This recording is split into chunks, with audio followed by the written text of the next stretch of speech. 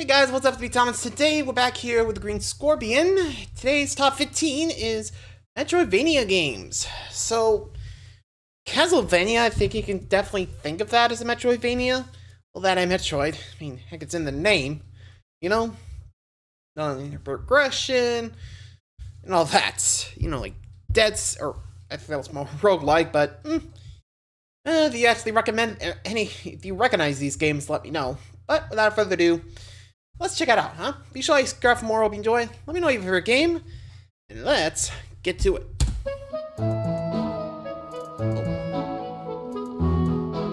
Okay, Trinity Wanderer. Time to talk about some... How's it going, Adam? What are you doing? Oh, hey, Oscar. I just got a donation with a topic request. So basically it's... Well, explanation later. Really? Funny you should mention that because I was actually planning the same topic. Got a penguin plushie, nice. Let me guess. Collab? Any objections, Adam? Here we go.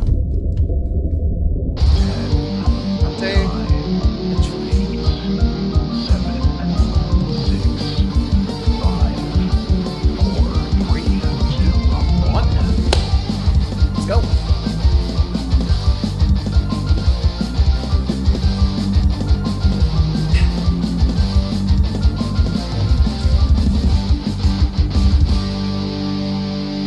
Let's go.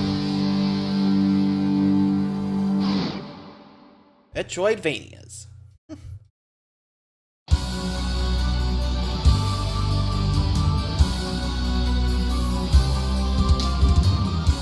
Bienvenidos, fellow bounty hunters and boss rushers. The Green Scorpion here. And no use hiding it now. I brought along a friend.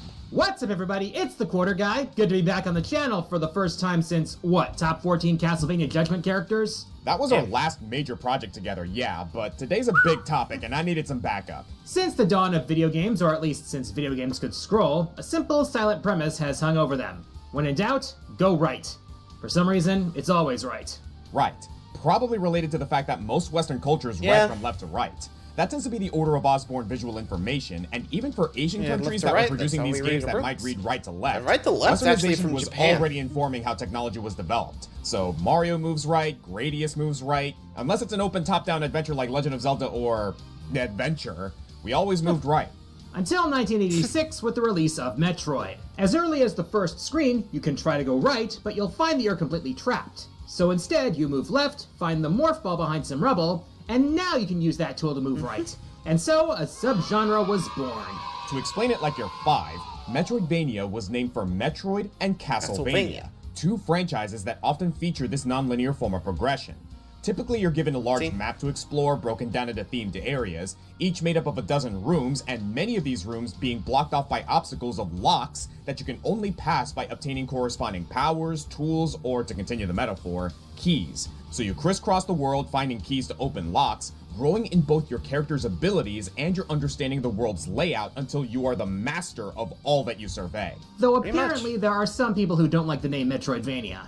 Wait, really? Yeah, that surprised me too, especially because that's what they call it in the Steam store. There it is. Apparently it's not exactly good for marketing to people less familiar with those two titles. I guess I can understand that. So what do they call it? So what should we call it then? Well, the term floating around now is search action game? No, I'm just gonna keep calling it Metroidvania if that's all the same to you. Same, honestly. Besides, when you're technically searching for things and there's usually action involved, the progression system allows for many ways to do that action. It can be a shooter like Mega Man or Contra, or more of a platformer like Mario or Sonic. It can emphasize puzzles like Zelda, or boss fights like Dark Souls. What do you do between the locks and keys can vary drastically. So, Oscar, just what kind of criteria are we setting for a good Metroidvania? Well, first of all, we have to try to build a box around the definition. Technically, a lot of games lock progress behind certain tools and powers, or have world design that doubles back on itself. So, is Ocarina of Time a Metroidvania because of the dungeon items? How about Banjo-Kazooie with all the techniques you can learn from bottles? So, to save us the endless semantics, we decided to limit this discussion to 2D side-scrollers. There might be a few contenders left out this way, Metroid Prime comes to mind, but there's already more than enough side-scrollers to require 15 entries. And with these games overlapping into different genres, we'll be ranking how each game feels as a Metroidvania game. How satisfying is it to explore the world? Yeah, I feel like a lot of these are just going to be like 2D. Are we growing stronger, Type or does it games, just yeah. feel like we're walking in circles until the game says we're done? There's an art to this kind of level design. Secondarily, we'll consider what unique aspects each game brings to the table. If it can blend in a unique mechanic or use its structure to tell a cool story, Kirby. that's great. But first and foremost is world design and the sense of growth. This is one of my favorite subgenres of action games, and I'm really excited to share this list with someone who's played as many great Metroidvanias as I have. Well, to be fair, the Metroidvanias I've played and the ones Oscar has played have tended to be quite a bit different. How so? Well, apart from the fact that I love both Metroid and Castlevania, the stuff I tend to gravitate towards tends to be a bit more in the classic influence. And of course, there have been games that I've been meaning to play, I just haven't yet. You know how it feels balancing this hobby with a more regular job? That's honestly fair. There are a ton of games out there, many within the Metroidvania genre, and we couldn't possibly have played them all. You'll find that I tend to lean more towards the indie side. That's why we're teaming up here. And we both have a lot to say about all of these games, even if we suffer from the all-too-common gamer ailment known Burnout. as the curse of the backlog. Ain't that the truth? But trust me, I'm gonna rely on your old school gaming mindset here because these games tend to appeal to the hard as nails electronic explorers. So update your map and keep an eye out for those energy tanks. These are our top 15 Metroidvanias. It's game time! Showtime. Let's see who's first. When compiling this list, we each brought our own gaming experiences to the table, and obviously Quarter Guy and I haven't played all the same games. There's a few games on here that I love that Quarter Guy's never even tried, and vice versa. Well, more like there's exactly one game on this list that only I've played, and Oscar decided to put it at the very bottom. Oof. Happy to contribute, buddy. Sorry. In all seriousness, Yars Yars Rising Rising, might huh? not seem like the type of game to draw in some people, but it has just the ingredients to appeal to me specifically. For one thing, it's developed by Way Forward. Oh, You know, Shovel Knight the guys. company responsible for Advance Wars Reboot Camp, Mighty Switch Force, River City Girls, and a certain Genie Girl we'll be talking Shantae, about sorry. later. And like how River City Girls reimagines the world of I'm games gonna like Double actually do Dragon and Shantae sometime. Kunio-kun, I do that. Yars Rising is actually a follow-up to an all-time classic, Yars Revenge. Okay, Really? that's awesome. What's Yar's Revenge? Yeah, this is a bit before your time. Hell, it's even before my time. Yars Revenge was a game made by Atari, a landmark single-screen shooter about space bugs. Yeah, Atari's had a real influence on gaming. Yeah, I know. I know, you know. But yeah, We know. it's a lot of space bug swatting, except in Yar's Revenge, you're the space bug. The Yar are humanoid fly aliens whose hive was destroyed by the Kotile, so you get revenge by chewing through their energy shields and destroying them with a big old Zorlon cannon. And Damn. at what point does this become a Metroidvania? Getting to that, in Yars Rising, you play as Emi Kimura, a girl with a strange connection to the starbound insectoids. You're tasked with sneaking around the Kotek Corporation headquarters to uncover information on their shady dealings and prevent a future genocide by insecticide. Seems like the makings of a good story. I can Yeah? clearly see Way Forward's art style with the popping colors and cute character designs. Oh, and that music!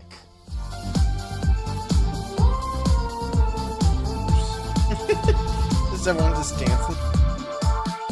More voice acting than you'd expect, too. As you might have guessed from the premise, a lot of this plays out like a stealth game, which won't be everyone's speed. A lot of ducking under lasers and hiding in alcoves since the guards are too stupid to turn their heads 30 degrees, but there's plenty of action too. And the whole thing is a love letter to the classic Atari catalog. When you hack a terminal, for instance, you're treated to a minigame of, sure enough, Yar's Revenge. Okay, that's pretty cool.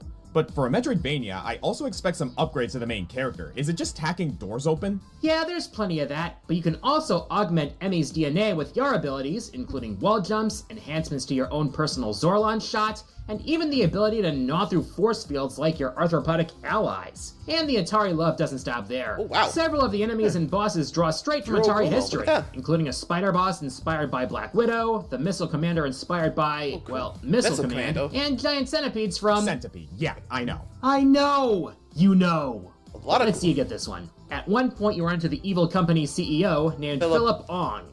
And what game do they draw from his boss fight? Pong. P-Ong. Wow, that's awful. The pun, I mean. The game sounds pretty cool. Maybe a little low for this list, in fact. Well, for all my gushing, I agreed to put it at 15th for a reason.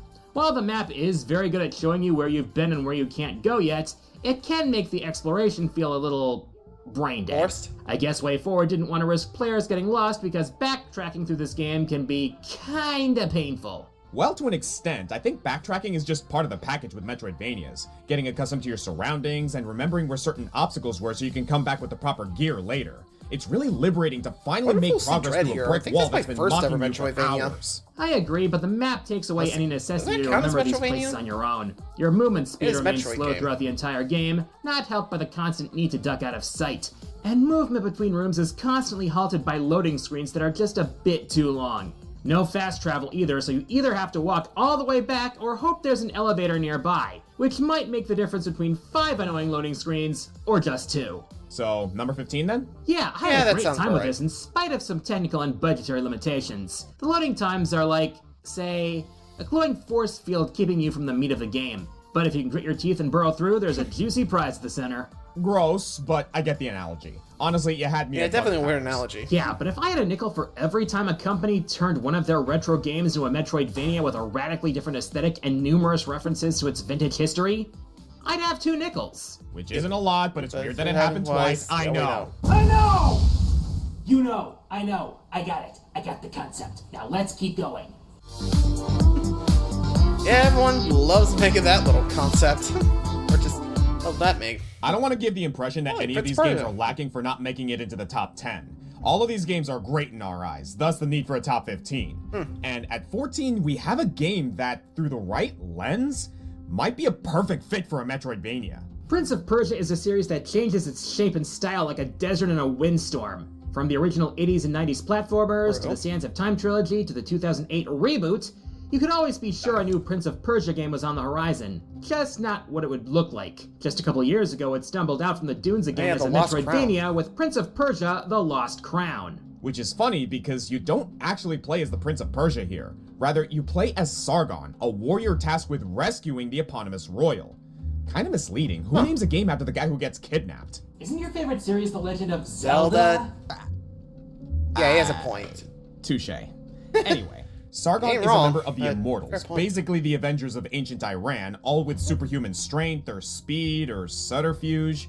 One of them even specializes with a bow. I have an army. Yeah, well, we have freaking Orod. Look at this guy. Dude's got a double-sided anchor blade. Jeez. Unfortunately, the rescue mission takes the team to Mount Koth, which is experiencing a maelstrom of temporal phenomena. In simpler terms, time is messed up. Sargon ends up separated from most of his group and must traverse the crazy labyrinth with nothing but his 2 swords and a dream. They do a lot of cool stuff with this time paradox concept. Side quests include characters who are locked or reversed in time, and you get a bunch of powers that revolve around time and space, including the ability to flash back to a location from 2 seconds ago, or grapple to poles with the literal fabric of time.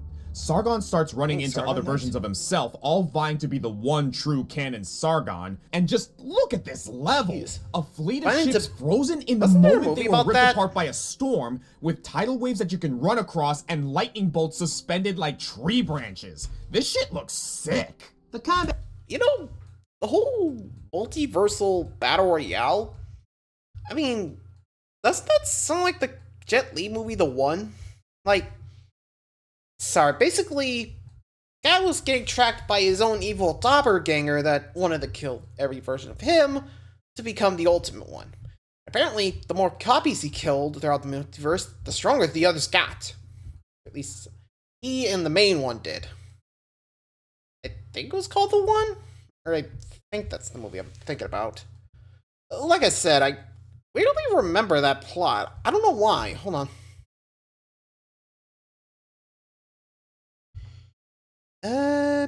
Yeah. Yep, escape parallel universe can...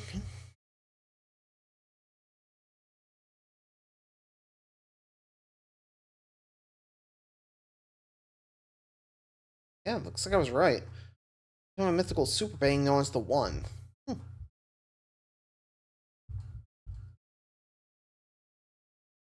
Looks like I was right about that one. Weird. Anyway, moving along. That leans towards a fighting game complete with guards, parries, and combos. Some of the boss fights play out like a shonen anime, especially when you start butting heads with your fellow immortals. As for traversal, Sargon's abilities allow the devs to make some totally devious platforming challenges for extra collectibles. Seriously, some of these might remind you of the challenges you'd find in Celeste, and considering how challenging that game is, that's saying a lot. Hold on to that Celeste thought, it won't be the last time we mention it. In addition to the rigorous challenge, this whole game is steeped in Middle Eastern mythology that makes me really want to read up more on those legends. I recognize the Simurgh Berg and the Soma trees at least, and I think I just fought King Darius the Great. Never knew he was a frost zombie giant, but then again, this is a weak point in my historical knowledge. Hard to believe a W like this is coming from modern Ubisoft of all companies. So again, Speaking why of which, so low? Well, I could see this being the Ubisoft perfect game for some. It definitely checks a lot of boxes for me at least. And maybe in a few years I'll decide if this is really as good as the hype suggests. But a few things make me a bit cynical here. Like, maybe this game is a bit too big for its own good. The map is absolutely massive, and I think a more curated experience could have served it better. And despite some neat ideas in the story, I never really got emotionally invested in these characters. Maybe because of the limited character portraits and the pulled back camera making interactions seem impersonal and distant. And one of the immortals just completely disappears from the story unless you bought the DLC. It's not expensive DLC, only $5, but I did get put off when I first saw this big DLC map. And while I love these platforming challenges, the devs seem to have more ideas for tricky tasks than they did rewards. Getting a health upgrade or an equipable medallion or a slot for an equipable medallion feels great. Getting a skin that doesn't even look good? Less so. Or the memory shards. This is such a good idea on paper. It lets players take screenshots of the game and pin them to the map so you can remind yourself what's over there. But for some stupid reason, they give you limited markers and you have to find more in treasure chests. Why would you make this great accessibility feature and then lock it behind the game's hardest platforming challenges? For real! At least in Celeste, told you we'd get there, I know that the strawberries are only for bragging rights before I spend 20 minutes trying to grab it. With some of these chests, I never know how useful my prize is gonna be. Am I just doing this for completion's sake? Because if so, this game has way too much to complete. Well, the game was received well, so maybe Ubisoft Montpellier will take what they learned here and give us a second Purgevania. These phases tend to come in threes. Well, I wouldn't mind that. Just consider making it shorter. I had a blast with this game, but I don't think I'll be rewinding on it anytime soon. Yeah, honestly, definitely sounds like a pass, because I ain't taking that much time. Alright, 13. Numbers 15 and 14 are the newest games on our list, so who knows, maybe with time we'll consider them classics in the genre. But for number 13, we've got something much older and much more influential. Like how old are we talking here? 8-bit? 16-bit? Not that old. I'm talking about 2012's Dust and Elysian Tale. Oh yeah, that is a Metroidvania, actually have that isn't one. it? I mean, it's got the hallmarks. You get new abilities over time that open new traversal capabilities, you can backtrack with those capabilities to find all sorts of hidden goodies, and the maps are made up of interconnected rectangles. I see what you mean by influential. Dust was one of the indie games supported by Microsoft and sold on Xbox Live, making it one of the earliest high-profile indie games. And it was these kinds of indies that took an interest in Metroidvanias at a time when neither Nintendo nor Konami were making them anymore. At the time, Dust was widely praised for its story. We follow an amnesiac swordsman named Dust, a talking sword named Aura, and its protector, the sassy familiar Fidget, on an adventure to end a war that's been ravaging the land. Along the way, we slowly uncover the mystery of Dust's identity. The second act ends with a wild reveal that really shocked me 13 years ago, but nowadays what I most fondly remember is the banter between our three leads. Lucian Dodge, Kinlan Tran, and Edward Bosco all give deep and versatile performances. The whole cast does, honestly. Fidget, is something wrong? She's been silenced, Dust. While in this state, she will be unable to cast her projectiles. Fortunately, the effect is only temporary and will fade over time. You mean Fidget can't talk now? At all? That's terrible. Really awful. Not sure how I'll get by. You little... There's a ton of great moments in this game, many coming from this game's copious side quests. This was something that the handheld Castlevania games were already doing, more on that later, but Dust's storytelling makes us care a lot more about these characters, whether we're racing to get water for a dying parent, or putting poison ivy in someone's laundry to teach them a lesson about accountability. The best part is you get experience points from doing these quests, so sometimes you'll finish a somber conversation and immediately explode into light as part of the level up animation. This is how I feel after getting out of an awkward meet and greet, too. Side quests aren't the only big additions to the genre, though. Considering the brunt of this project was done by just one guy who wanted to be an animator, the combat has no right being this smooth. This is one of the earliest Vanias I can recall having a parry system. And with a little practice, you'll be pinwheeling through the air and juggling entire hordes of enemies. Not the deepest combat, mind you. Even on harder difficulties, many of the challenges are solved with the same general strategy. But for what you were working with, Dean Dodrill, you're some kind of miracle worker. Not to mention quite the lover of other video games. Many other indies of the time show up as little collectible characters you can find, like the kid from Bastion or Meat Boy from Super Meat Boy. Funny to see some less remembered games here too, like The Maw and The Dishwasher. Oh, and there's a secret you get by crouching by a cliff and waiting for a tornado to pick you up, referencing Simon's Quest. I should be mad, but I'm not. And this line. As for your reward, I will pay you a bonus for the first new material you sell me. Ah, you'll buy them at a high price. Yes. Yes, I will. Yes, I will. So hit us with it, Oscar. Dang. What's wrong with this game to rank it so low? Well, again, it's just a very competitive category. If I'm being honest, I think we've improved upon the systems Dodrill set up here. And at times, I feel like I can see where the Microsoft money ran out. Particularly Fidget's projectiles that you can throw into combos. All awesome, by the way. At first you get these light bullets that you can scatter around. After defeating Fuse, you can switch out those bullets for fireballs. And after beating Lady Tethys, you get Chain Lightning. And then after banishing the Baron's Ghost, you unlock... Nothing. Yeah, kinda thought that we were gonna get something cool with each boss here, but okay. I can understand that, though I think you now understand how hard it is to work on solo projects like this, right? Dude, I have a whole team I'm working with for Isekai Showdown, and we'd be blessed if it even comes anywhere close to Dust's quality. It's got a beautiful look, a heartfelt story, and air combos that make my brain go brrrr. I just happen to like a lot of other Vanias. Fair enough. I guess that's enough to close this entry. There are a lot of them. Oh hey, I leveled up! God, my eyes! Again. Alright, that's really funny. Okay, 12? let's see. Vernal Edge. Okay, I definitely haven't played this one. It's okay, no one has.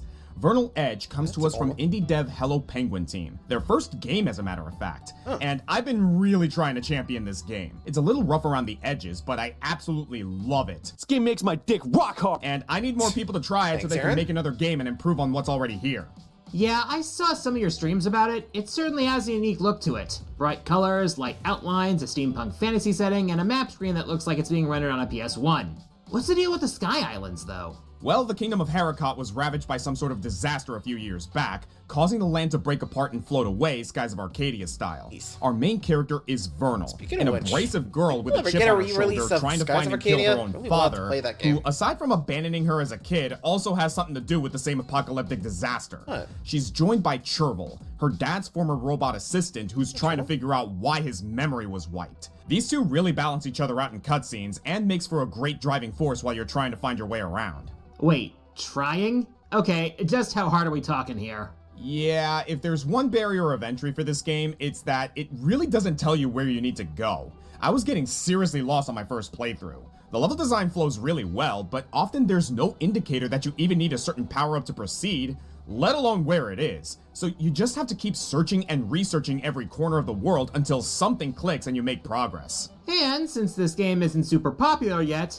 even looking online is only going to help you so much. Not a lot of walkthroughs posted for this one yet. And yeah, that can be frustrating, but it also allows you to enjoy some of the things that this game has going for it. There's a plethora of hidden content, from secret bosses to entire islands that don't really need to be explored to beat the game, and you'll likely discover some of them while just cruising around. For your first playthrough, you're really incentivized to take your time and breathe in this hauntingly beautiful ruined world before replaying it for your crazy speedruns if that's what you're into. Yeah, let's talk about speedruns. Technically you can speedrun any game, but it was titles like Super Metroid that really inspired the community. Metroidvanias really lend themselves to creative playthroughs, with gamers finding the quickest solutions, leading to the tried and true tradition of Metroidvanias, the sequence break! This is where you deviate from the designer's intended path, maybe by getting a key upgrade early or getting somewhere without the upgrade the game supposedly requires. At its best, this can chop off minutes or even hours off your playtime and lead to some challenging and inventive runs. And Vernal Edge is the first game on this list, to my knowledge anyway, really lush with opportunities for sequence breaks. Hell, you might even achieve one accidentally just from getting lost. Vernal has a cool array of traversal abilities like hopping on lanterns and just flinging herself like a trebuchet bolt, but she's also got a ton of spells and sword arts normally intended for combat. With the right combination, you can cheese your way to higher platforms way earlier than the game wants you to. Ooh, that's pretty awesome, but what about using the combat abilities as intended? Thanks for the setup. Yeah, I'm gonna say it. This is one of my favorite combat systems of any of the games on this list. There are so many options for Vernal's kit, and you can tailor them all to your exact playstyle. But whatever you pick, you're gonna have some difficulty. Enemies in this game do not mess around. The game utilizes a Dark Souls-like poise system where enemies don't normally have hit stun, but can be staggered by breaking their guard with enough heavy attacks. You also have this interesting marking ability that allows you to gain meter from follow-up attacks, and that meter can be spent on powerful techniques and healing skills. And that's completely separate from the spells that use their own refreshing MP bar, which includes lasers, power-ups, and my favorite, the time bombs. Vernal Edge has amazing dedication to its combat system. Maybe the Lost Crown comes close. I played that game pretty recently, so I'm still trying to decide how I feel about it. But Vernal Edge clicked with me instantly. That sounds great. I'll have to try it out myself. But Oscar, we do need to move on. What? But I have so much more to praise about this game. I know, but we still have 11 more games to cover. Okay, fair enough, but one more fun fact? Okay, one more. Alright. Vernal can't read. I'm sorry, what? Yeah, it's established early on in the game, and it's pretty funny. Then at one point you get an upgrade, and it's just literacy. And that lets you read some things you couldn't before to make progress? That's really cute, actually. Yep. And then you can also read some of the lore notes across the world, and then there's this letter from Vernal's mom that— Hey, I said one more. One. O-N-E. Gosh, do I have to spell it out on a chalkboard for you? Dude, don't spoil it, huh? Anyway, number 11. 2015 was a big year for the genre. While games like Dust were already proving the interest of indies to continue the Metroidvania tradition, this year saw 3 games really refine what the Indievania could be. Environmental Station Alpha, which unfortunately didn't make our list today, Ori and the Blind Forest, which, we'll put a pin in that for later, and a little title called Axiom Verge, made almost entirely by Thomas Happ. That's right, we got another single creator project shaking up the whole industry. When we say Axiom Verge is inspired by Metroid, we don't mean Super Metroid or Metroid Fusion. We mean blocky, gooey Metroid 1. In fact, it sort of plays like an alternate reality version of where that series could have gone after the first game. You're isolated on an alien world with all those H.R. Geiger-looking designs, getting lost and checking every meaty square of the walls hoping to find some boost to your health or ammunition. But as much as it's clearly a throwback, Axiom Verge also shakes up some of the usual Metroid conventions, particularly in its power-ups. Instead of blasting through the floor with bombs, you get a big laser drill. Instead of a double jump, you get a short horizontal teleport to pass through walls. Instead of the morph ball to roll into cramped spaces, you get a drone you can send in separate from your main character.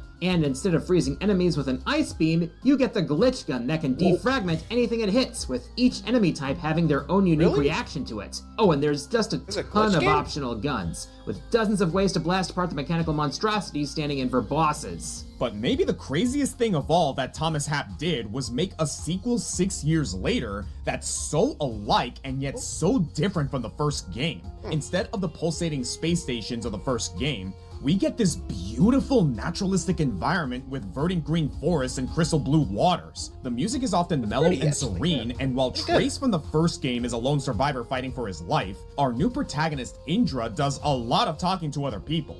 In fact, she's a billionaire CEO. Yeah, not exactly the most relatable protagonist. No, and honestly, she can be pretty standoffish at the beginning of the game, but it's all set up for some great character beats. Indra is on a search for her long-lost daughter, taking her to an Antarctic research base that's been pulled into an alternate dimension. Her money is not gonna help here, and unlike Trace, there's a lot less guns lying around. In comparison, Axiom Verge 2 encourages you to avoid combat most of the time, especially early on. You have an ice pick for some close quarters combat and a boomerang for weaker ranged attacks, but your greatest asset is Indra's hacking abilities. Similar to the glitches in the first game, every enemy can now be remotely hacked and, depending on your resources at the time, each foe gives you a slew of options on how to affect them. Some can be immediately self-destructed, others can be slowed down, turned docile, made into allies, or more specific effects like turning their bullets into healing items. It makes for a slower, more methodical playthrough, with power-ups now working more like skill points so you can improve the attributes you care about most.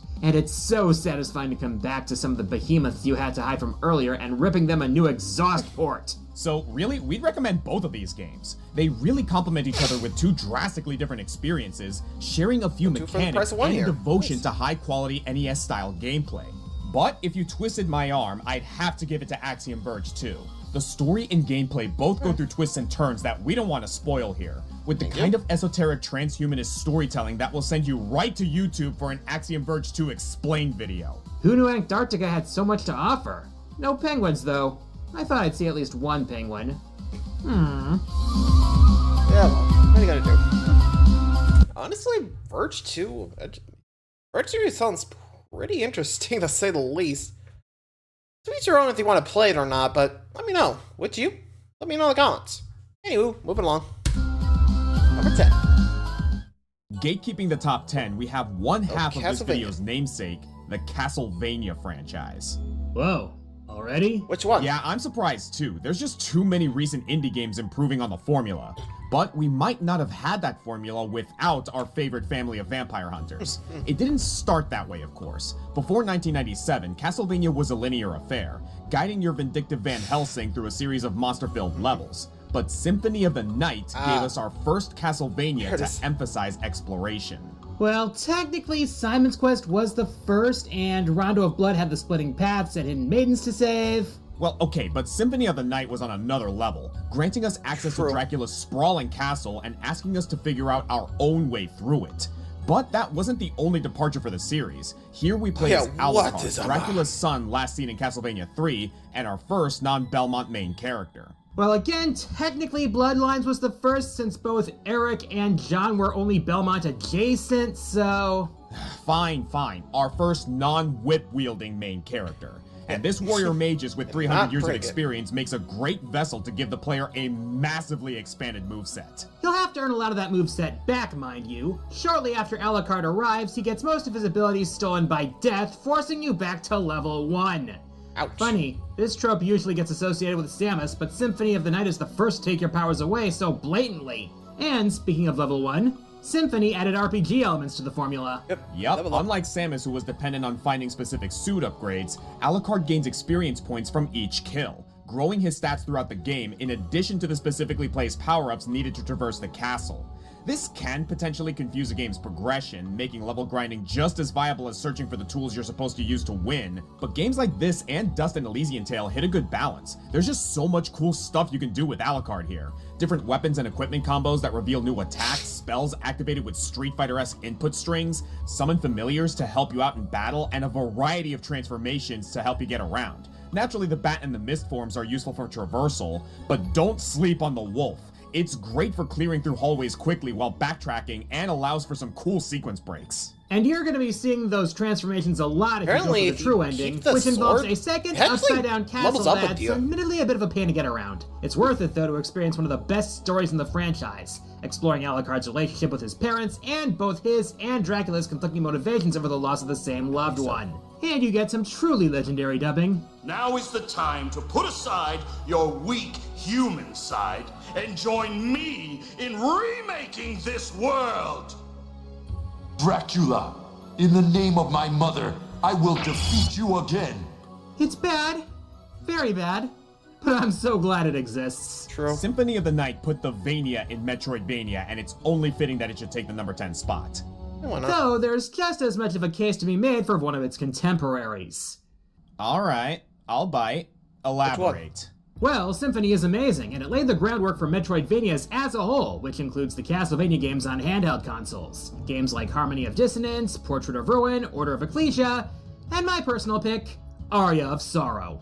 Okay, yeah, I can't deny that things have improved since the PS1, so go off, King. Aria of Sorrow is set in the not-too-distant future, hitting us with the surprising revelation that Dracula has already been defeated. For good. The last time. Hopefully. Are you sure about that? But for some reason, which is actually explained, his castle manifests again in an eclipse, and we take control of Soma Cruz, who's just the coolest guy in this series. Why wasn't he in Judgment? Soma has the unique ability to draw powers out of defeated enemies, and combined with a plethora of weapon combination options, he has a move list even more diverse than Alucard's. Speaking of Alucard, Soma crosses paths with several characters with interesting ties to the series' past and the generational battle against the Vampire King, and eventually reveals a secret that's maybe one of the best reveals in series history. Heck, I had this plot point spoiled for me beforehand, and I still found it effective. It's the most I ever felt in a Castlevania, and it plays as great as any game in the franchise. Alright, what about Dawn of Sorrow? The direct sequel is good too. I mean, I'll gladly play more games as Soma, but I don't find the story as strong, the new character designs don't quite stand up to the original oil painting aesthetic, and it shoehorned in some touchscreen gimmicks that make it kind of awkward at times. Yeah, Still glad it's playable on modern consoles now thanks to the Dominus collection. A very compelling case, Sir Quarter Guy, but I'm not quite ready to concede this spot from Symphony. Then it seems we've reached an impasse. Double? Truce? Truce. We'll call it a draw. Suffice to say, Symphony of the Night was incredibly influential, but so were the almost yearly releases of handheld search-action adventures Konami was releasing in the early aughts, so Aria of Sorrow deserves to share the spotlight. Truly an inspiration for the genre, and a time to be looked back on fondly. I just think I should probably find a way to play Castlevania sometime. We already credited a bunch of games as being influential to the genre, so can we solidify that timeline a bit? Sure thing. So in 1986, the original Metroid established this non-linear style of gameplay. Then in 1994, Super Metroid gave it a major boost in quality, becoming a true classic and jump-starting the speedrunning community in the process. Does that mean Super Metroid's gonna be on the list later? We'll get to that later. Then in 1997, Symphony of the Night proved that this kind of gameplay wasn't exclusive to the Metroid series and recalibrated the genre for a new fanbase outside of Nintendo. Again, hence the name. Then by 2012, we have indie games like Dust taking the style into their own hands. And another boom of Metroidvanias in 2015 with Ori and Axiom Verge that's pretty much still going today. But between Symphony and Dust, there's one more missing link critical to understanding this movement. An unassuming title about as independent as independent can be, developed during that era of consistent Castlevania bangers. And that little game is Cave Story. This game feels like it was made in a cave. Part of that one. With a box of scraps. Cave Story was a labor of love by Daisuke Amaya, better known as Pixel. He developed the game alone over the course of 5 years, originally releasing as freeware in 2004. But since then, it's received numerous updates and re-releases to the point where it's kinda confusing which version of the game to recommend. You can't really go wrong with any of them. We wouldn't be spending so much time polishing this game if there wasn't such a gleaming gem at its center. In Cave Story, we play as Quote, a robot that wakes up underground on a floating island with no memory and no idea of the greater struggle that's about to unfold. Quote walks into a town of peaceful bunny people called the Amiga, and from there, we're tangled up in a conflict full of scheming scientists, ecological disasters, and lots of death. Not only is this game brutally hard at times, playing like a mix of Mega Man and an old arcade shmup, it's also brutal in terms of emotions. I did not know what I was signing up for. I thought this would be a game about cute bunnies. The bunnies, Oscar! Seriously, there's something strangely haunting about this game's tone. The 16-bit sounds and limited animation can create moments of zany humor or crushing sadness. But most impressive to me is the intangible air of melancholy in between. The music is happy, but also somehow far off. Like thinking of a nostalgic memory and knowing you'll never be able to go back to it. And while the difficulty is often uncompromising, there are so many hidden advantages that reward you for exploring old areas, including really powerful weapons that you might never have known about. That's the best and worst thing about Cave Story, actually, because a lot of the side quests and upgrades are missable. And thematically, it works. You'll miss upgrades and be caught pining for what might have been. At least until you restart your whole save file, because damn it, I want those extra abilities! I hope you remember to get the Whimsical Star, and kill the secret mushroom boss in the graveyard. I also hope you realized you could save Curly Brace from drowning, and I hope you didn't try to save Professor Booster because if you jump after him, he'll die early for some reason, and you'll be stuck with the inferior jetpack. It's rewarding to do it right, but so frustrating to realize you missed something and you'll need every advantage you can get to make it through the endgame. Welcome to hell. And boy, they weren't kidding.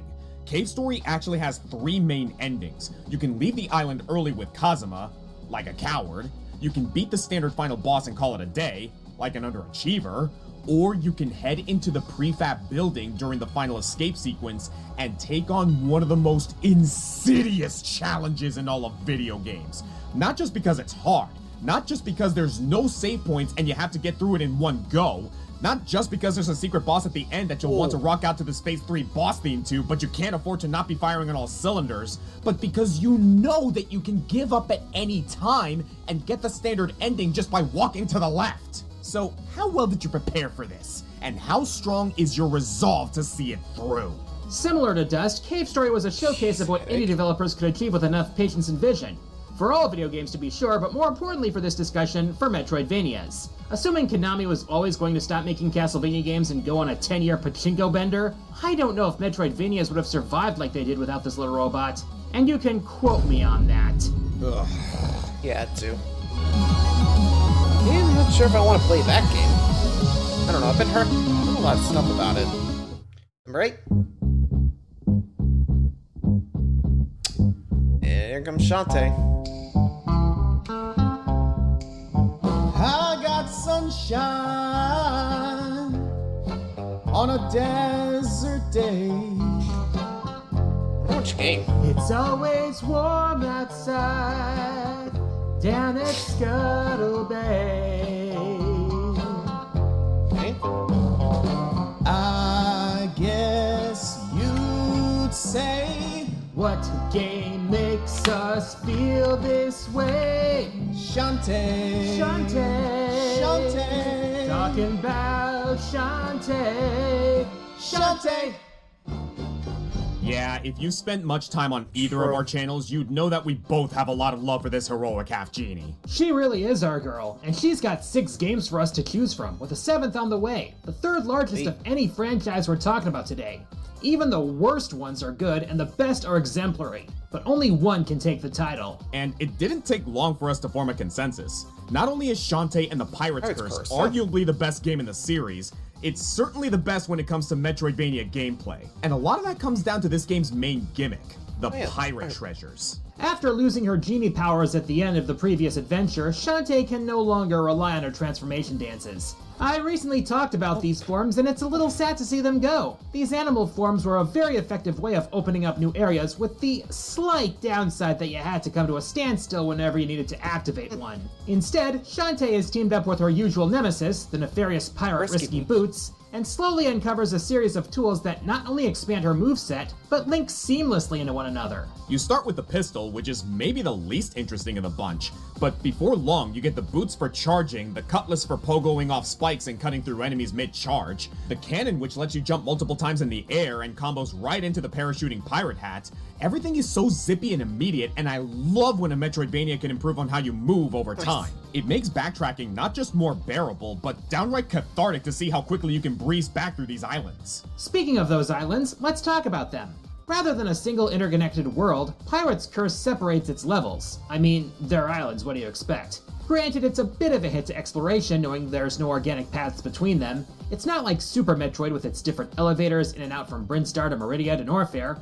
It's closer to Metroid Fusion, with one area functioning as a central hub and a quick warp to the other areas. But like Fusion, each area itself is still a sprawling Vania map, only a bit smaller. By comparison, the next game, Half Genie Hero, made each level much more linear, giving it more of a feeling of a Mega Man X than a true Metroidvania.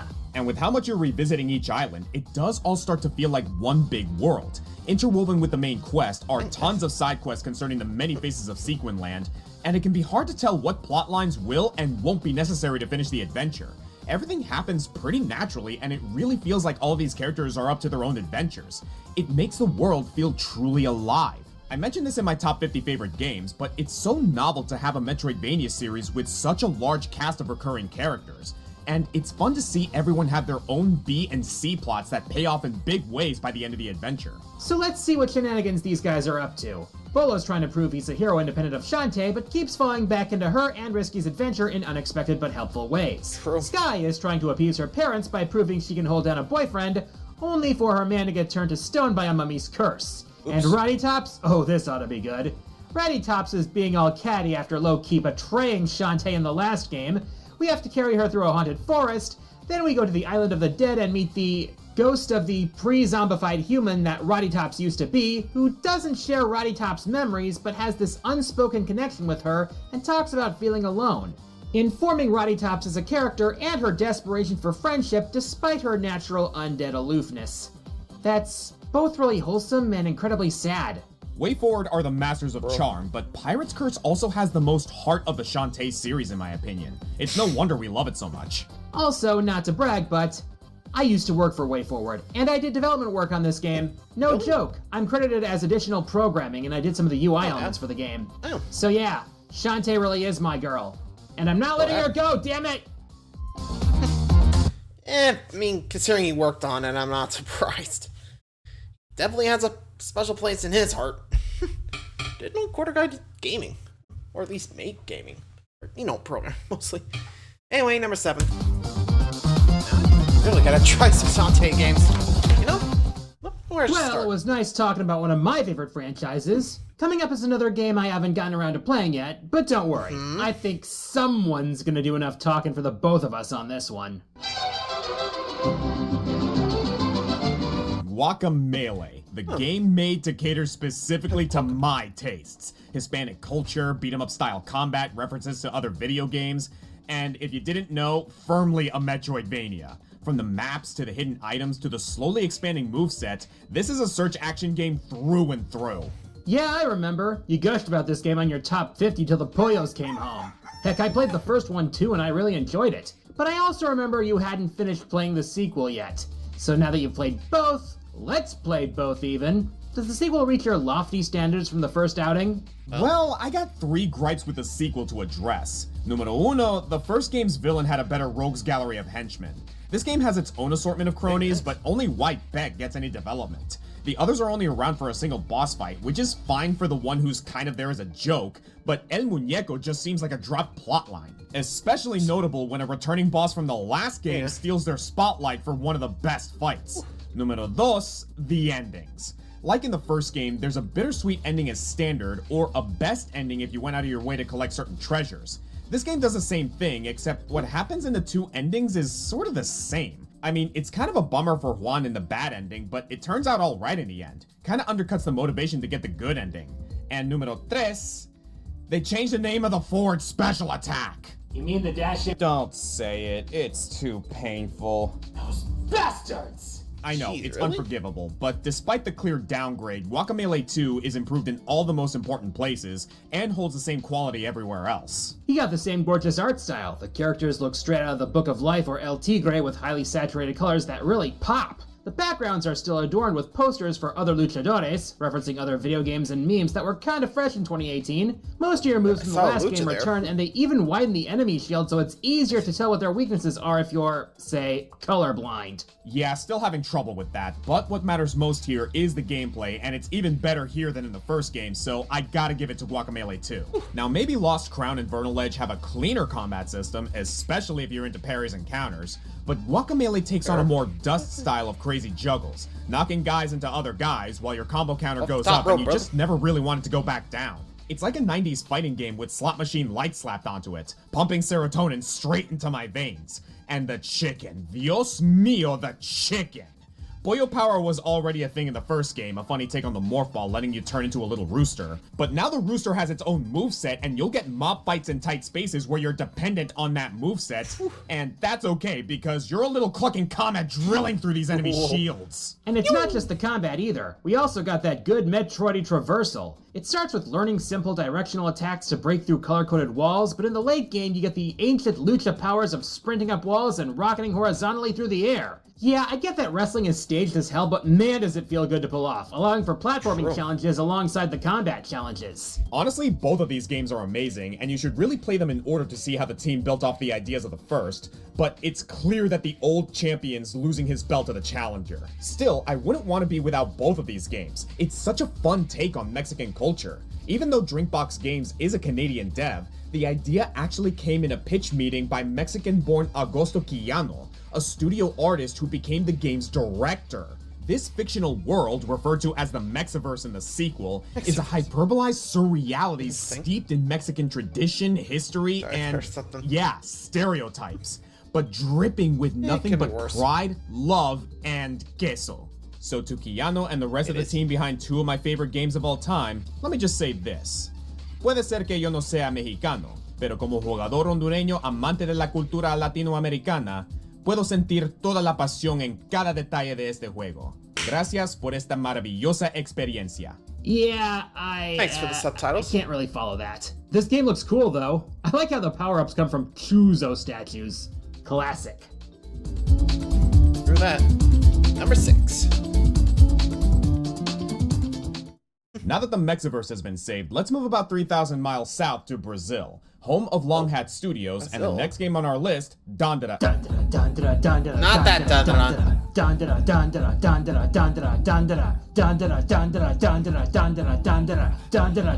Dandara.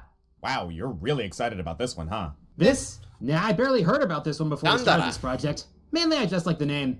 The joke kind of writes itself. Fair enough. Dandara is a 2018 Metroidvania with a unique gimmick. Looking at these screens, you can probably already sense what's so different about it. Yep. Gravity? Gravity. Or more specifically, the lack thereof. Dandara takes place in a dreamlike world without any true sense of up or down. This makes the simple act of walking from A to B impossible. Luckily, a powdery substance only known as salt brings some form of stability. As Dandara, a warrior who was awakened from stasis by the salt to save the world from an oppressive regime, you can leap from and cling to any surface that's covered in salt. This is weird, to say the least. Hey, dude. While your map is always oriented a certain way, the camera angle often reorients with you, so it's easy to get lost if not completely motion sick. It's gonna take some getting used to, and I won't blame anyone who just couldn't get into it, especially because this game is hard. Enemies don't seem to care that you're struggling to get your bearings, and death works on Dark Souls rules, where you drop your experience points when you die and only have one chance to collect them back from your previous corpse. This self-looting system was already being popularized in Metroidvanias like Salt and Sanctuary, no relation, and can get extremely frustrating. This certainly isn't a game for casuals. If you can stick with it though, you will improve. My advice is to just stay calm. Use the runbacks to get a better sense of the lay of the land. Accept that you're going to lose valuable salt sometimes, but it's all just part of the learning curve. Once you get the hang of it, you'll see that enemies do move at a slower pace than most similar games. Jumping has a pretty smart lock onto it that always snaps you to the right surface, so you won't so much be missing your mark as just mistiming your jump to avoid environmental hazards. Especially once they start introducing platforms that rotate or travel across rails powered by your own inertia. Bouncing around while being gunned down, you're gonna start feeling salty yourself, but it's so cool. And if you're a nerd like me, you can enjoy all the allusions to Brazilian culture. Dandara herself is based on Dandara dos Palmares, a freed Afro-Brazilian slave who fought for her people's freedom in the 16th century. For a while, I wondered if this story was meant to be an abstract retelling of the colonization of Brazil, but I think it's broader than that, with allusions also being made to more recent time periods. In the Village of Artists, you get help from several creators, including Tarsila, based on Tarsila do Amaral, who painted Avaporu and has similar proportions here. Or Tomás Kaufmann, this game's composer. The first boss, Augustus, wears a hat reminiscent of modern Brazilian police. The message that stands out to me here is the natural opposition between art and totalitarianism, with the latter trying to control the former and the world itself creating this actual spirit of rebellion in response. That checks out to me. It would explain how oppressive the difficulty feels, but it's so nicely contrasted by the ambience of the more natural areas. This game went under the radar for some people, or over the radar depending on your point of view, but hopefully a few more people will give it a try after seeing this video. And again, a simple message to anyone at Long Hat who might be watching. Puede ser que yo no soy brasileño, pero como jugador... Oscar? ¿Qué? It's Brazil. The native language there is Portuguese, not Spanish. Oh, right. E posso não ser brasileiro, mas como jogador hondureño que ama a cultura latino-americana, consigo sentir a paixão de vocês em cada detalhe deste jogo. Obrigado por essa experiência maravilhosa. Wow, impressive. Are you trilingual? No, but my dad is. He spent a lot of time in Brazil, and I had to get a little guidance for that one, so take it with a grain of salt. Wow. Yeah, it was That was an accident, I swear. Press X to doubt. Yeah. That sound intentional, man. But anyway, 5. I said we would talk about Ori and the Blind There it Forest is. later. Well, now that it's later, let's talk about Ori and the Blind Forest. In 2015, Microsoft decided to throw a lot of money behind the indie dev Moon Studios, and it shows. Combining tight gameplay with deceptively powerful graphics, fully orchestrated music, And a distressingly sad opening that would be right at home in an early Pixar film, Blind Forest was extremely successful and became the catalyst for another wave of indie Metroidvanias, and it would be easily deserving of a spot here. That is, if it weren't followed up 5 years later by a sequel that's superior in just about every way, Ori and the Will-o'-the-Wisps. Blind Forest is still worth your time, don't get me wrong, but unlike Axiom Verge or the Guacamelee games, it wasn't at all hard to decide which game to put here. We play as Ori, a tiny light spirit that kinda looks like an extra shiny Espeon. Honestly, I was thinking Ruby Carbuncle. In the first game, you save a forest region on the brink of falling into darkness, but in Will-o'-the-Wisps, we travel to a region that didn't have a little light spirit to save them and fell into desolation long ago. Still, we have to save our baby owl friend, and we might as well restore balance to the forest while we're here. The first thing that jumps to mind when I think of this game is its incredibly flowy movement. Ori is somehow both incredibly acrobatic and believably weighty at the same time, and I think that's assisted by the environmental design. Branches bend ever so slightly as you scramble up them, logs creak and grass compresses. It makes you feel like you're really in the space. And while at first you'll have trouble getting over big obstacles, after a few power-ups, Ori is a petite little torpedo with multiple forms of mid-air propulsion. Most of the moves from Blind Forest return, most importantly the bash, which allows you to spring off enemies and projectiles while sending them in the opposite direction. You might see a wave of bullets flying toward you, I see my way up. Will-o'-the-Wisps further augments Ori with a grapple to pull down hooks and flying bugs, and a burrowing skill straight out of Sonic Colors. The developers know this movement is good too, because they filled the world with little spirit trials that challenge you to race a ghost player and get the most out of your abilities. Where Ori 2 especially improves things is the combat department. The first game gave Ori a spirit orb companion that fired short-range magic missiles, and it worked well enough, but wasn't exactly engaging combat. You just dodged around while mashing the attack button. There also weren't any real bosses. Instead, we got these escape sequences. And don't get me wrong, these escapes were great. The flooding Jinso tree is like the highlight of the game, taking advantage of that incredible movement. But I got the sense that Moon Studios just hadn't really figured out how to do bosses in time. Well, they sure as hell figured it out now. Ori now has a selection of light weapons with multiple ranged and melee options available to purchase. This gives you more agency over combat, and you'll need them for some truly ludicrous bosses like this giant spider over here. And the escape sequences are still around too, so you can have your cake and eat it. Big wolf. Admittedly, the one thing keeping this at number 5 is the lack of a meaningful story. Things certainly happen with the same heart-tugging approach to character drama as the first game, but with this vague struggle of light and dark, there's not much for the brain to chew on compared to the last 4 games on this list. But gameplay is king here, and this game wears that crown proudly. This isn't a series for narrative themes, it's all about the vibes. Hearing the swelling music, getting the sense of scale from a giant sleeping grizzly bear, running for your life from an avalanche, there's still plenty to inspire your awe. On a top 10, number 5 might seem average, but in this incredibly competitive category, being in the top 5 is an honor. One Ori absolutely deserves. Yeah, you're not wrong. Even there were times that I actually wanted to play Will-o'-the-Forest and, Blind Forest, Will-o'-the-Wisp. I so want to try those games sometimes, but backlog. In hell, there is a lot of good games that sometimes it's gonna take a whole lifetime just to play everything, Whether you're on YouTube or just out and about, just having fun, Don't have the time for it all.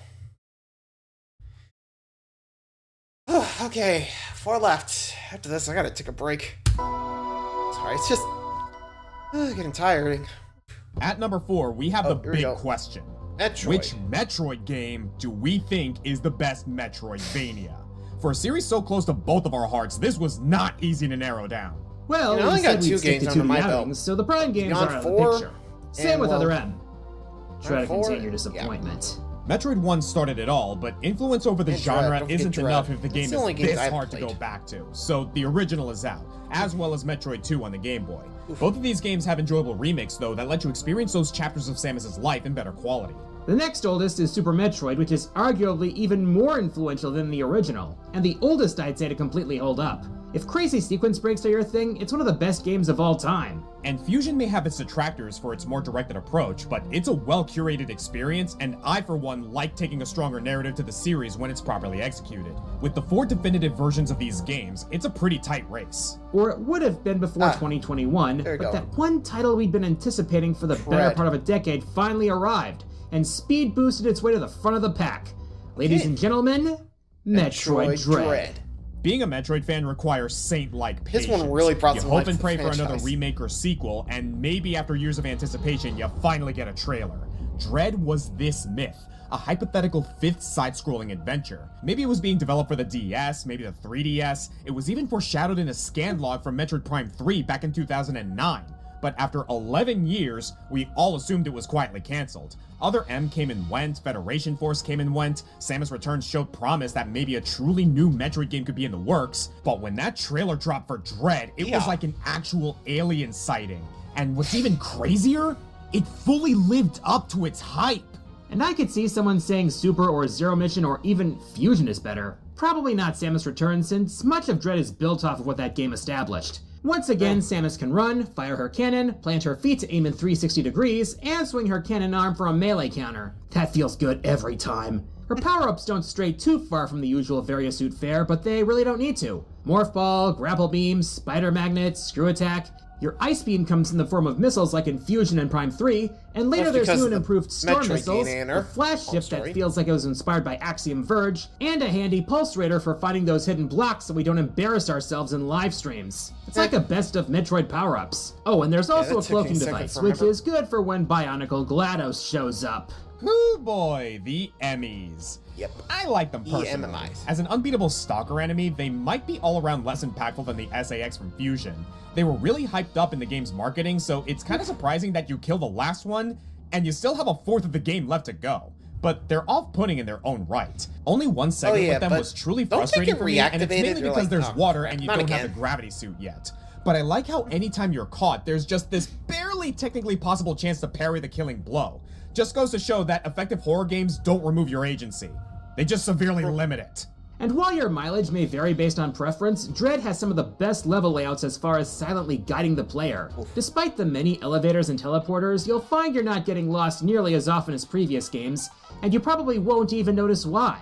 This map has a way of closing off behind you and controlling your exploitable area to make sure you get the weapons you need and learn how to use them properly. Hallways are discovered at just the right time to funnel you back in the right direction. The game doesn't insult your intelligence with waypoints, but somehow it's easier than ever to get back on track because the game is so good at subliminally communicating directions. And while it's no Super Metroid, you can still totally break this game's golden path if you know what you're doing. The Speed Boost and Shine Spark are back with all the physics-defying shenanigans they entail. Once you get better at the game's systems, you can easily get upgrades early and completely upend the order of operations. It's always fun to disobey the developer's vision, but as it turns out, the devs anticipate and even encourage this style of play. You can see it with the unique interactions that exist for items that you supposedly shouldn't have yet, like how you can quick kill Kraid with the Morph Bombs, which you can only get this early via Sequence Break. Someone had to program this. Clearly the devs knew that you could get the bombs this early. The skill floor isn't very high, but the skill ceiling is stratospheric. Just look at all these speed puzzles littered throughout the world, challenging you to perfectly time your slides and jumps, sometimes building speed through multiple rooms just to grab an energy tank. I think it's approachable enough for most people willing to put in the time to learn, but it feels tailor-made for the niche fans who have kept this series alive for 40 years. And let's talk about that 40-year legacy. By the time this video comes out, Dread will no longer be the most recent Metroid game to come out, thank God. But it is, as of writing, the last game in the classic Metroid timeline. And if this remains the last we ever see of this style of Samus, it's the perfect way to go. The story mostly stays out of your way, but through the smallest interactions, we play off everything Samus has done thus far. The defeat of Mother Brain, the extermination of the Metroids, the adoption of the last Metroid, becoming part Metroid through DNA splicing. I went over this in my top 10 heroes, but I love the detail that Metroids, created by the Chozo, were named for the Chozo word meaning ultimate warrior. And by the end of this game, Samus being effectively the last Metroid has become that ultimate warrior, righting the wrongs of the Chozo people and answering for everything wrong in the galaxy. You even get these unlockable art pieces for completion and time clears, depicting each definitive game in the timeline. Zero Mission, Samus Returns, Super, oh hey, even Other M. And you know, making fun of that game's storytelling is like being a dead space dragon at this point. Theoretically, I'm not against a more vulnerable rendition of the bounty hunter, but it was so nice to see Dread's simple, stoic, confident depiction of Samus. This game feels almost like an apology letter for how she acted in Other M, and she's so cool now it's frankly stupid. We certainly hope there are plenty more missions in Miss Erin's future, but for now, this is a great way to send her off. Canonically anyway. I'm stoked to play more Prime 4. And to Yoshio Sakamoto and the rest of Mercury Stream's developers, thank you. Let me just say, maybe I should do this in Japanese. Kilu ulu turata, ana maril sanul pura, aymar hem galom. Oh, or Chozo. Sure, that was actually really cool. Well, there's only a few phrases we can translate, so technically I guess I'm fluent. It does sort of sound like you're threatening them, though. Oh shit. Oops. Well, luckily I played this one. Definitely a fun time. And a good introduction. About 2 years ago, jeez, it's been 2 years already, sheesh. I released a video called Top 10 Video Game Ninja. At number 2, we had the nameless hero of the Messenger, who I praise for his incredible acrobatics, use of traditional shinobi tools, and a mission of message delivery very authentic to the historic profession. But his greatest feat of ninja trickery is the fact that, under the guise of being a less frustrating Ninja Gaiden, the Messenger manages to sneak in a Metroidvania right under our noses. For the first half of the game, you're tasked with carrying a sacred scroll across the continent in a series of linear levels. And these levels feel great. Your central mechanic is the Cloud Step. If you can hit an enemy with your sword in midair, you refresh your jump and can leap again before touching the ground. This also works on lanterns and eventually enemy projectiles, and as you progress, you're slowly given more tools dedicated to keeping you off the ground as long as possible. A claw for scaling up walls, a squirrel suit for gliding, a rope dart for flinging yourself ahead, all of this on top of a skill tree you can buy into at the shop. If this was all the Messenger was, it'd still be perfect. But just when you think you've reached the end of your journey, the mysterious shopkeeper does the thing, and you're flung into the future, upgrading the graphics and soundtrack into sweet Genesis-style 16-bit. And you get a cool hat. Not only can you now shift back and forth in time, you can shift back and forth in space. All the past levels are now fully explorable with branching paths, plus some new ones. There's new items to gather that you'll need to reach new areas, like the candle for seeing in the dark or the tabby that lets you run on water. Many of the previously seen characters now have quests for you, and you realize that all the levels up to this point were actually training you to traverse this world in a more interesting way, forward, backward, sideward, and skyward. And don't feel too bad if this was a spoiler for you. The gimmick was all over the game's marketing. The game even calls it out itself. Every time you visit the shop, you meet up with one of the most amazing shopkeepers in video game history. He's full of fourth wall breaks, surprisingly deep dialogue. If you talk to him near the end of the first half, you can tell him how your journey's almost at an end. And he responds, "You didn't see the game's trailer, did you?" Yeah, this guy's a riot. Really wish I knew about him back when I did Top 10 Shopkeepers. The whole game has this amazing sense of humor, in fact. Shout out to my man Corbel, this little demon who acts as a lampshade for your infinite lives. The Messenger has a sort of reverse Dark Souls death system. Instead of losing all of your money outright, Corbel will bill you for each respawn and eat up all the money you collect until he's paid off. Somehow that's less frustrating than having it all taken out of your pocket outright. And you essentially get free respawns against bosses, since every time you enter a boss arena, Corbel gets scared by the enemy and flies away. Really wish that worked for my taxes. I'd gladly fight an autumn leaf beast as a charitable expense. In a list full of games with amazing bosses, the Messenger might seem a bit average, but what's amazing is that these are essentially retro hard Ninja Gaiden bosses. They just don't feel as hard because the game has been training you for them. Since all the levels require the Cloud Step to move forward, you've actually been improving your midair precision and learning how to get your strikes in safely. It feels more fair than a Ninja Gaiden game because the challenge is introduced gradually rather than just dropping a brick wall in front of you and expecting you to climb it, and it helps that the controls are smooth and the frame rate is stable. I honestly agree with what Quarter Guy said before. The Messenger is near perfect as far as I'm concerned. It could make a claim for number 1 if it really wanted to. We held it back because for the first several hours, it doesn't feel like you're playing a Metroidvania, but that reveal is part of what makes this game so magical.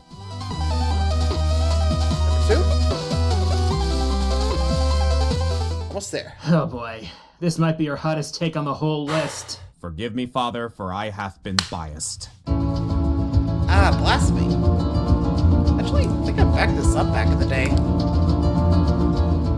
This isn't exactly a confession, Oscar. We all know you like the Blasphemous games, and while they won't exactly appeal to everyone, giving Blasphemous 2 the number 2 spot is only a little crazy. Actually, I was thinking of going with Blasphemous 1.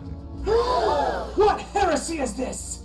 Hey, don't tie me to the burning stake just yet. I have my reasons. By now I'll likely have finished Blasphemous 2 on my channel, and while I like it plenty, I think there's a purity to the first game that I like just a little bit more. I can appreciate that, actually. I'm following your lead on this one, though, since I've never subjected myself to this much torture, both visually and, What kind of word are we looking for here? Oh, here.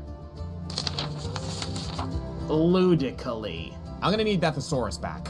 It's heavier than I thought. Blasphemous comes to us from the Game Kitchen, a Spanish developer. Specifically, the devs are located in Seville, a city entrenched in some long-standing religious traditions. These include Holy Week leading up to Easter, which features a parade of penance with robes dating back to the Roman Catholic Church, meant to mark heretics and point people's attention up to the heavens. These garments inspired the developers to make a game steeped in heightened Catholic mythological iconography, though taking place in a fictional parallel rather than the actual Europe. That's both silly and unsettling. Weird. In the kingdom of Custodia, you know we're in ancient times because the U's are replaced with V's, we play as the penitent one, navigating a countryside racked with curse and plague. These come from the miracle, an unexplained blight from above that turned many people into monsters and inspired those left over to worship through self-punishment. The people you meet here are gnarly and mutilated, many priding themselves on how much they've suffered as a sign of their devotion. It's your mission to reach the cradle of the first miracle, located atop a mountain of ash in the Holy Mother's Church, but in order to enter, you must first travel the land and collect 3 humiliations. That is the most Catholic-sounding thing I've ever heard in my life. Yeah, and though it's clear that the writers have concerns about following these kinds of harmful traditions in pursuit of blind worship, there's a kind of horrific beauty to it all. Yeah, this is another high bar for pixel art. The colors, the designs, the backgrounds. The graphics artists work with pixels the way others work with paint. Specifically, they draw from Spanish paintings from the 1400s to the 1800s. Art buffs can find a lot of references to painters like Francisco de Zurbarán here. As for the story, like Dandara or many Souls-like games, you have to glean things about the lore through item descriptions and environmental details to fully appreciate what's happening around here. That's not going to be everyone's cup of communion wine, but it makes sense for a non-linear game to take a non-linear approach to storytelling. Dark Souls Even if you don't fully know what it means, okay. squaring off with Crisanta on the battlements feels especially significant. Now, a common denominator with our top Vanias has been, at most, evolution of movement throughout the game. Running up walls as Juan, bash jumping as Ori, cloud stepping as the messenger, these games use movement to show the growth of your character. Blasphemous, not so much. The penitent one is pretty for a 6'4" slab of iron, but right out of the pearly gate, the game shows that its real priority is combat, hitting you with your first boss in the first 2 minutes. Aside from the ability to see hidden platforms, your movement won't expand much, and for the most part, the game doesn't really hit you with any difficult platforming, Graveyard of the Peaks notwithstanding. This was a really cruel area to put at the beginning of the game. The difficulty of traversal comes more from enemy placements, closer to a Castlevania title, and your improved navigation comes as you break open shortcuts and find portals to warp between. On the more violent side of things, there's a wealth of options to unlock, including relics, buffs from your rosary beads, prayers that work like super attacks, and upgrades to your sword, the Mea Culpa. And as much as this game is about torture, it's actually friendlier than it lets on. Don't get me wrong, it's not gonna hold your hand. You're gonna struggle through the first few areas. But most players find that it eases up in the middle once they found their footing, only to toughen up once again for the endgame. The easier of the 2 endings is simple enough to achieve just through searching around, but it's a major bummer. If you want to get the good ending, you might need to consult some holy texts on the internet, but you'll get to explore more of the world and meet more insane characters. I really like tying multiple endings in a Metroidvania to how much they've walked off the beaten path. We've come a long way since Dracula's Upside Down Castle. You want to thank the developers in Spanish again? Nah, we already hit the rule of 3s on that bit. True, I might have ranked Dawn of Sorrow or Metroid Dread a little higher, but I think we can forgive you for this somewhat sacrilegious opinion. I mean, we could find some sort of recompense, but you seem to enjoy punishment. Guilty as charged. And with that, we have one more Hail Mary to get to the finish, so let's see what our number 1 Metroidvania is. But before we move on... Honorable mention this time. Oh yeah, you always have honorable mentions before your number 1 spot, huh? What, and you don't? Look, I don't exactly need help making my videos longer. Anyway, let's do this. Shadow Labyrinth. Namco Bandai bravely asks the question, what if Pac-Man was a gritty Metroidvania? It can be a bit punishing at times, but I enjoy it for the concept alone. And the fact that it's in the UGSF timeline, making it canon with Galaxian, Xevious, and Dig Dug. Bloodstained, Ritual of the Night, a faithful spiritual sequel to Symphony of the Night, and it does a great job emulating the style with some surprises all its own. but to me, it still doesn't stand above its forebears. Solid number 16 for me at least. True. Guns of Fury. Come for the Metal Slug-inspired pixel art, stay for the Metal Slug-inspired gameplay. At least until the backtracking gets too repetitive. Momodora Reverie Under the Moonlight. Looks great, plays great, hard as nails, and I wish it was longer. Vernal Edge is kind of the better version of this to me. Outland. I don't know if the exploration in this counts as Metroidvania per se, but it's Ikaruga as a side-scroller, and that's awesome. Song of the Deep. I might not have liked this one as much if I didn't play it with Amber, and she might not have liked it as much if it wasn't nautically themed. But both of those statements are true, so it's pretty airtight. Also, see Aquaria. Strider 2014, a reboot of one of Capcom's arcade classics as a stylish Metroidvania. Double Helix really did their homework on this one. Shame they're not around anymore. Pretty much any Metroid or Castlevania game. They are the namesakes of the genre after all, so it stands to reason that both libraries have such a great selection overall. Mega Man ZX and ZX Advent. It's a Mega Man Metroidvania. What's not to love? Except maybe the map in the first one. Iconoclasts. This is an amazing game with a really interesting story that just happens to be a Metroidvania. Comic Foil really likes this one, but we agree that it doesn't have the interesting power-ups or sense of growth needed to excel on this list. Kirby and the Amazing Mirror. There you are. It's a Kirby Metroidvania.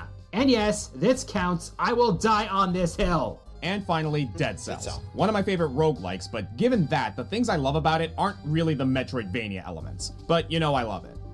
Leave me alone, North. Okay. And number one Metroidvania is... Let's see, which one takes it? 2019. Oh, Silk Song was announced February 14th, 2019. Then we heard nothing for 6 years. The game is a total ghost. And as soon as Oscar and I start working on a list about Metroidvania games, that's when you decide to come out? No, it's fine. It's fine. It doesn't bother me. It doesn't bother me. It bothers me a lot. By process of elimination, I'm sure you've guessed that the number one spot would star a little bug of one type or another. It was just a matter of which one. Now, I want to tread carefully when I say this. Silk Song is fantastic. Many fans are disappointed by just how brutal it is. Team Cherry clearly expects a lot from its fans, and maybe they overtuned the it. old game was. Personally, it's hitting the perfect sweet spot for me. But I'm still mulling over my more detailed thoughts on it, and the original had nearly a decade to nest in my mind, plus a bunch of free DLC. So for our top Metroidvania of all time, we present the one, and up until recently only, Hollow Knight. When something becomes popular, there's usually a reason behind it. Maybe it just hit at just the right time, maybe it harnessed an untapped market, maybe it's just the most mainstream version of something people didn't know they wanted. Or maybe it's just really, really good. Hollow Knight is really freaking good, in a few obvious ways and a ton of really subtle, easy to overlook ways. Take, for example, the world design. Take everything we said about Metroid Dread's maps and plant it here. It's incredible how intuitive it is to explore this place. Your paths through the levels naturally loop back around to where you need to go, and if there's an ability you need to learn how to use, the game will close the path behind you and narrow your explorable space until you can find and learn how to use it. But at the same time, it's extremely open. There's often a choice on which area you want to tackle first, and until you go for the better ending, you won't find yourself roadblocked by confusing terrain, only by the challenge inherent to the game. And yes, you can sequence break. Our main character is there a canon name for him? Because he's not actually the Hollow Knight. To be honest, I'm not entirely sure. He's referred to as a lot of things by the community. The Wanderer, the Knight, the Vessel. At one point, Hornet refers to him as Little Ghost. Don't you call him that too? Let's go with that. Little Ghost it is. Proceed. Little Ghost begins with a pretty basic moveset, including a downward slash that, once you hit something in the air, pogos you ever so slightly upward. It works on enemies and on certain harmful hazards like spikes. The early game doesn't require you to master this, but if you can get the hang of it, you won't have much trouble getting to certain areas early. And the game is flexible enough to let you proceed that way. Not to mention that I find this world and its areas a lot more memorable than Metroid Dread's. Admittedly, I never commit those zones' names to memory, and I still think of them as Ice Zone, Jungle Zone, etc. But Green Path, Howling Cliffs, Fungal Wastes, Crystal Peak, Deep Nest, all these areas feel distinct from each other and memorable in the larger gaming landscape thanks to this game's vibrant yet dismal color palette. Not to mention the world building. You know how it's always raining in the City of Tears even though it's underground? Well, how long did it take you to realize that it's because it's under the Blue Lake? The hand-drawn characters are all either endearing or revolting, but either way, striking. And speaking of striking, this simple slash attack. It's hard to explain, but something about the number of frames in that little flick. It's such a small attack before you increase the nail's range, but it comes out so quick that it's easy to sneak in attacks against enemies. However, they don't chain together, you're not Meta Knight after all, so you also have to learn how to get out after you get in. And that pogo move is fun, and players are going to try it out because it's fun. It turns jumping over enemies into an extra attack. But what they might not know is the game is training them to find their opening and sneak in damage. Combat in general is very scrappy. The soul system may not be unique to Hollow Knight, but it's perfectly implemented here. Hitting enemies gathers soul, which you can then use to heal yourself in a pinch or perform other techniques that you learn throughout the game. So it pays to be aggressive because turtling will leave you no way to recover. Healing also takes a moment. The best time to do it is after you've staggered an enemy for a few seconds, but that's also when you could be doing some damage and gaining more soul. Or maybe you'll go risky and spend that soul on spells. If you can learn a boss's pattern, you can find a window to heal up in the middle of their attacks, and when you pull it off, it feels like you just got away with murder. And then you murder them. And let's talk about those bosses, because they're a masterclass in mechanical design. Right from the get-go, the False Knight is perfect for your first big encounter. It's big and imposing, seeing the squishy larva within the armor communicates when it's most vulnerable, and there's smart programming, like the fact that it won't do its big overhead attack in a situation where you don't have the room to avoid it. That's nice of the game to be that fair, because we know they can be bullshit when they want to be, even in the later extra version of this boss that eliminates this safety feature. So many other battles come to mind. The exuberance of the Dung Defender, the unnerving terror of Nosk, the rivalry with Hornet, the reactive trial of the Mantis Lords, the test of endurance with the Watcher Knights, the hectic scramble of the Soul Master, and the story implications of the Broken Vessel. This would be an impressive roster for a game that was all about its bosses, but Hollow Knight challenges you just as much on platforming in the White Palace, and clearing enemies in the Colosseum of Fools. I can't express how easily praise for this game just flows onto the page while writing this,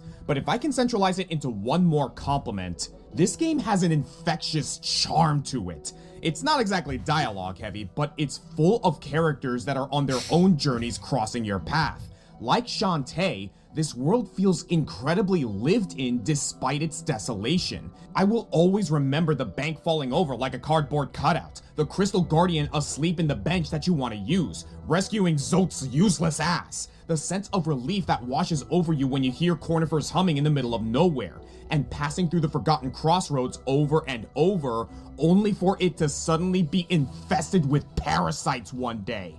Oh my god, I thought I had all the time in the world, but this place is dying. Plus, we got 2 excellent DLCs for absolutely free. The Grim Troop adds a bunch of new trinkets and an all-time excellent boss, and God Home... Yeah, if there's one complaint I could possibly levy against this game, it's probably God Home. Not the DLC itself, it's fantastic. But the devs had the audacity to hide an extra ending behind one of the most brutal gauntlets in video game history. It's not even a better ending, honestly. I don't have to do it.